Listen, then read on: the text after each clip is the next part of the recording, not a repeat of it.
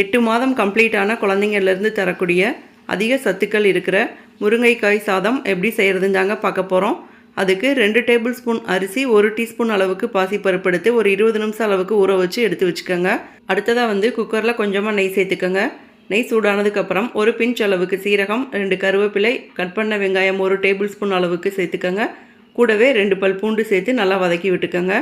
இப்போ நல்லா வதங்கினதுக்கப்புறம் திரும்பவும் ஒரு 2 டேபிள் ஸ்பூன் அளவுக்கு கட் பண்ண தக்காளி சேர்த்துக்கோங்க. கூடவே கொஞ்சமாக சீரகத்தூள், மஞ்சள் தூள், கொஞ்சமாக உப்பு சேர்த்துக்கோங்க. அப்படியே கட் பண்ண ஒரு முருங்கைக்காய், கட் பண்ண அரை உருளைக்கிழங்கு சேர்த்துக்கோங்க. சேர்த்துட்டு நல்லா வதக்கி விட்டுக்கோங்க. இப்போ நம்ம ஊற வச்ச அரிசி இது கூட சேர்த்துக்கலாங்க. அது கூடவே 1.25 கப் அளவுக்கு தண்ணி சேர்த்து 1 டைம் நல்லா மிக்ஸ் பண்ணி விட்டுக்கோங்க. இப்போ ஒரு கொதி வர்றப்ப குக்கரில் மூடியை போட்டு ஒரு 6லேருந்து 8 விசில் மீடியம் ஃப்ளேமில் வச்சு எடுத்துக்கலாங்க. இப்போ 8 விசில் கழித்து பார்க்குறப்ப ரைஸ் நல்லா வெந்திருக்குங்க. அடுத்ததாக முருங்கைக்காயை ஃபுல்லாக எடுத்து மேலே இருக்க தோலை ஃபுல்லாக ரிமூவ் பண்ணிவிட்டு உள்ளே இருக்க சதைப்பகுதியை மட்டும் நம்ம கலெக்ட் பண்ணிக்கலாங்க. இப்போ கலெக்ட் பண்ண சதைப்பகுதியை திரும்பவும் அந்த ரைஸ்குள்ளே போட்டு 1 டைம் நல்லா மிக்ஸ் பண்ணி விட்டுக்கோங்க. அதுக்கப்புறம் திரும்பவும் நல்லா மசிச்சு விட்டுக்கோங்க.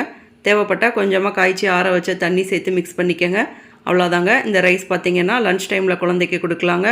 இதே மாதிரி நிறைய ஹெல்த்தியான பேபி ஃபுட் ரெசிபீஸ்க்கு நம்ம சேனலை சப்ஸ்கிரைப் பண்ணிக்கோங்க. தேங்க்யூ.